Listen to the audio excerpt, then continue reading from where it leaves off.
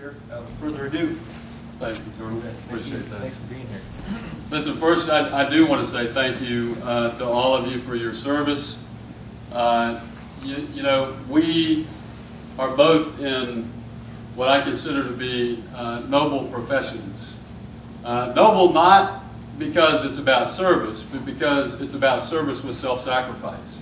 And you all know that better than most. So I just want to take that opportunity to say thank you for what you do, for carrying the fight to the bad guys over there instead of over here. We much prefer to do it that way. So thank you guys and ladies for all that you do to keep this country safe.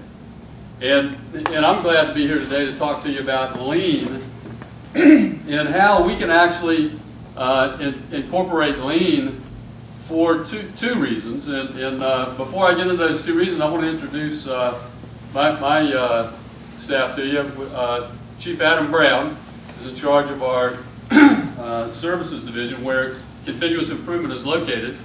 And then Lieutenant Christian Smith, I call him Captain David McLear out here. And then Officer Liberty is here as well. And of course, all of you know Billy, who is really just latched onto this whole lean concept and helped ingrain the philosophy into the Jacksonville Sheriff's Office. Let me tell you why I think lean is important. When lean came to us, it was really about the process. But when it was presented to us, I actually saw the benefit to the people that work in the process. And I'm going to talk to you a little bit about that today because I think that's one of the most overlooked aspects of lean. And the need for lean, I think, really grows out of there's a little cliche out there, a truism, I call it. It goes something like this. It says, vision without action is just daydreaming. But action without vision is chaos. And too many times in our organizations, we have chaos in our processes because whatever vision there was a long time ago. And we keep changing things, and some of the other operations continue to persist. You know, we make a change, like for example, when we all went into computers, a lot of us, we go into computers, but we kept the paper trail right there too. And then you start finding out that, holy cow, why are we doing this? Through lean, you can expose a lot of those things. But, you know, as I was driving in on the road out here, I don't know, that Fang Boulevard or whatever that is, coming in, and I noticed those banners. It's interesting. I think it said, excellence in all we do, integrity first, and I forget. Service before self. Service before self, and we already talked about that, obviously. But here's an interesting thing. How many of you know Lou Holtz? Coach for Notre Dame, right? Great. Not only was he a great college football coach, but he's also a great leader. And one of the things that he came up with, and it's so doggone good, I know he stole it from Bobby Bowden over at Florida State. But here's what Lou said. He said, there are 3 universal questions that everybody has of everyone they have a relationship with. Every sheriff of every chief of every sheriff, every chief of every lieutenant of every chief, every officer, you get the idea here? Everybody wants to know the answer to these 3 questions.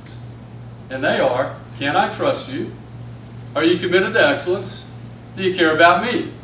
And oddly enough, when I'm coming in Fang, I noticed those 3 things up there on the banners. I'm like, that's exactly why continuous improvement in lean is important. Because let me tell you, we focus on the processes. I told you there were really 2 things that I want to focus on as sheriff.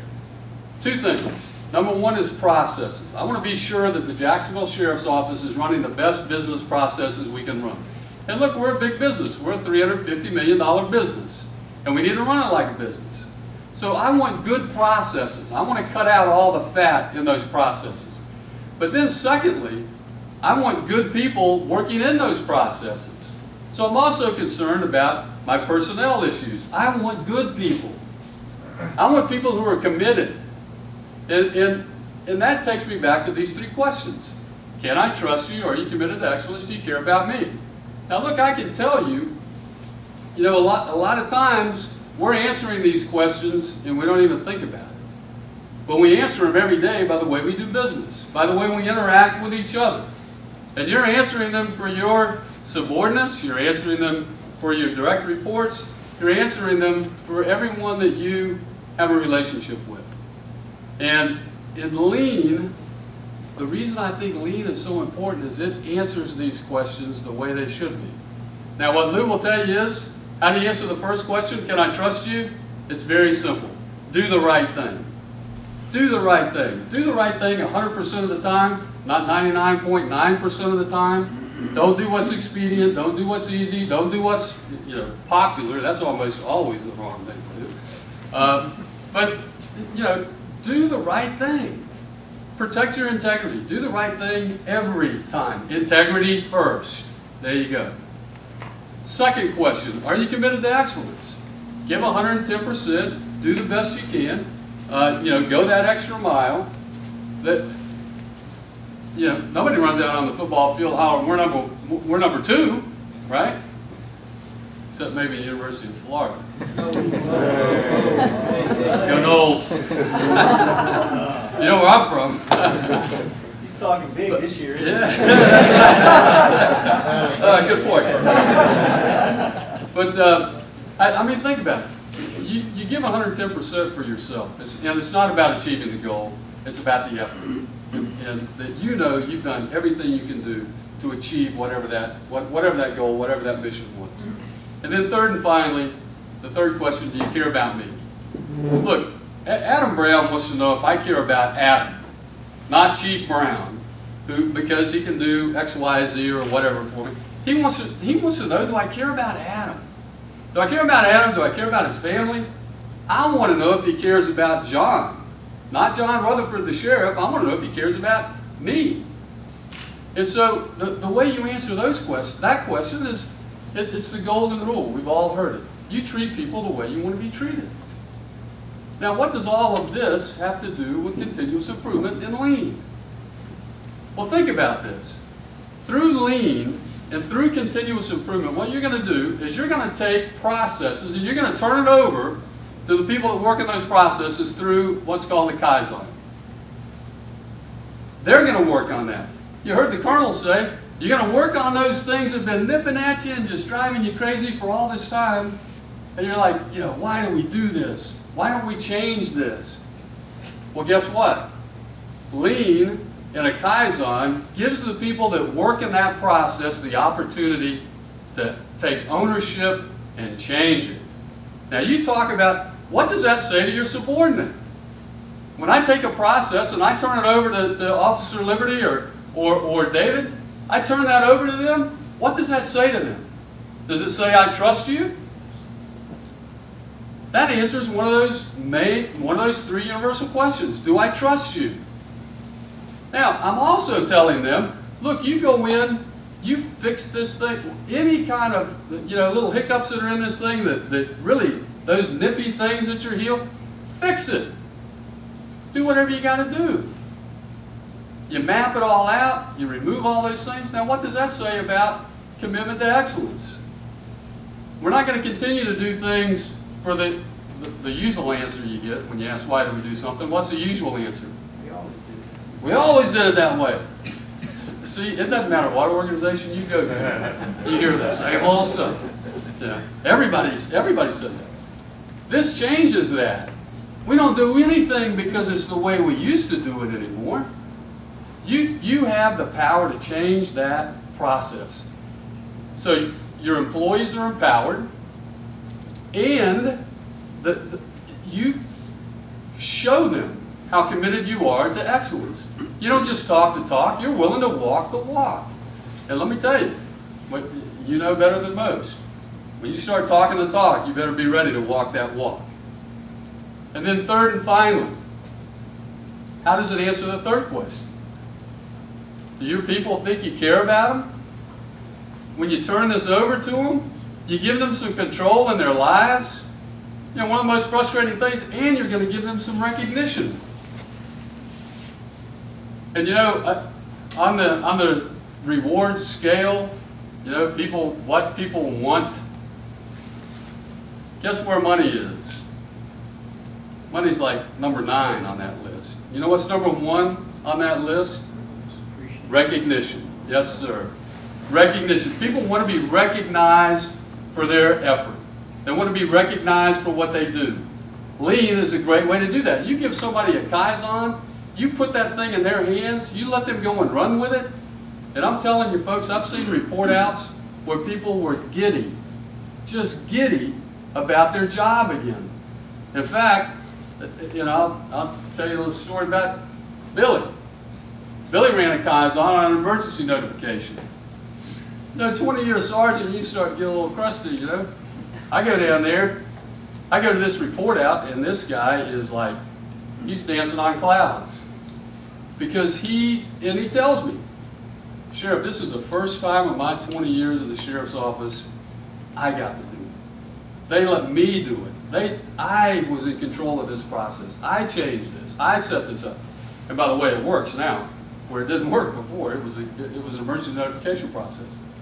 Now I get it in the time frame I'm supposed to get it. I used to get it 3 days late. Now it all works. It removes a lot of frustration for your people. So what I love about Lean is, you know, not only that it saves the bottom line, which we're all concerned about the bottom line to some extent, maybe not as much as those you know, private industry folks, because they're wanting to make profits. I'm just wanting to get the job done. But I want to get it done for as least amount of the taxpayers' dollars as we can. I'm sure you all are in the same boat. But we're mainly about getting the job done, whatever the cost. And so Lean helps us lower the cost, but more than that, it gives us great processes, and it gives us people that understand I'm committed to excellence, I care about you, and I trust you. And when you start answering those 3 questions positively for your people, I'm telling you, in the Jacksonville Sheriff's Office, every single unit that has been touched by a Kaizen, morale goes up. Every single time. Not some of the time, not most of the time, every time. Because you're answering for those subordinates that you care about them, that you're committed to excellence, and that you trust them. And they all want to know the answer to those 3 questions. And so that's really how we got in, or why we got into the Lean within the Jacksonville Sheriff's Office. And it really was very unique at the time, because most public service agencies are not concerned about Lean. We are, and not only for the process and the cost savings, but more importantly, for what it can do for your personnel. So with that, Colonel, I can throw it open for questions if you like. Absolutely. We're both here if you guys got any questions. Anybody have any questions about anything? I have a question for you, sir. How long have you been involved with the Lean process improvement? Well, what got us involved in Lean, and this is an important part for you all as well, because you have vertical chain of commands as well, like we do. I was first elected sheriff or took office in July 1st of 2003. One of the first changes that I made, because I knew, having been there for 36 years, I knew that we were beginning to violate span of control all over the place. The upper structure of the Jacksonville Sheriff's Office hadn't changed since 1968 when we originally consolidated. So one of the first things that I did, working with the mayor's office and the city council, I broke the agency from 3 departments into 5. Now, we also have a lot of revenue streams within our agency where we bring revenue in. And a lot of that revenue crosses, although we have all of these vertical chains of command, we have horizontal processes, and most of that money flows across a horizontal plane. And so one of the first things I want to make sure was, now that we've added 5 instead of 3, I want to follow the money and make sure that the money is getting where it's supposed to go. So I had an internal auditor start tracking these different money trails. Lo and behold, the second one she gets onto, we find a guy that has an officer who had stashed away in his office in our forfeiture unit 500, if you were here in 2003, you probably remember this. He had stuffed away $562,000 in cash in a drawer. Well, actually multiple drawers. And it had his locking bar on it and his lock. $562,000 in cash that he had skimmed off of our forfeiture processes. Now, thankfully, I hired this internal auditor 4 months after getting into office, and she found this. And my question to her was, what in the heck kind of processes do we have that somebody could actually skim $562,000 and nobody's missing it? How does that happen? And that's when she told me about lean. And her husband worked at JEA, and they were in the lean. And she said, look, if you want to improve your processes, I think this is a great way to do it. And they came over and gave me this lean presentation. And then when I saw how Kaizens all worked and rapid improvement events, I'm like, well, wow, not only am I going to get great processes, but this is going to answer these 3 universal questions for my people. And so that's really how we got into it. And just to give you a little inside piece of that story, this is amazing. That officer, the week before we caught him, his divorce was final. The week after we caught him, he was going to retire. So we caught him at the last possible moment, because I know what he was going to do. He was going to retire. He was going to show up down there with a suitcase, unload these file cabinets of $562,000, and he was going to walk out the door. And we'd have never been the wiser, because our processes were, it was terrible. And so that's really how we got into lean. And I'll tell you, you see these areas. I'll give you another good example of lean and the impact that it can have. We go into our reproduction unit. We were making 89,000 paper copies a week. 4.5 million copies a year. We figured if each one of those copies was handled for 1 minute, that equated to 25 man years. Think about that. 25 man years for all these copies. We did a Kaizen in that unit.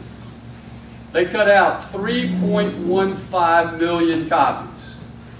Because when they did voice of the customer and value stream mapping and all this stuff, they get to the end and they're asking these guys down in the detective division, hey, when we bring you this stack of copies every day, what do y'all do with them? Oh, we throw them away.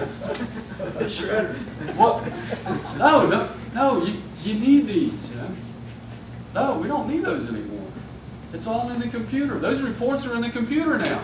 That was one of those things I was talking about before, where we create this new great computer system, and then we keep the paper running right beside it. It was ridiculous.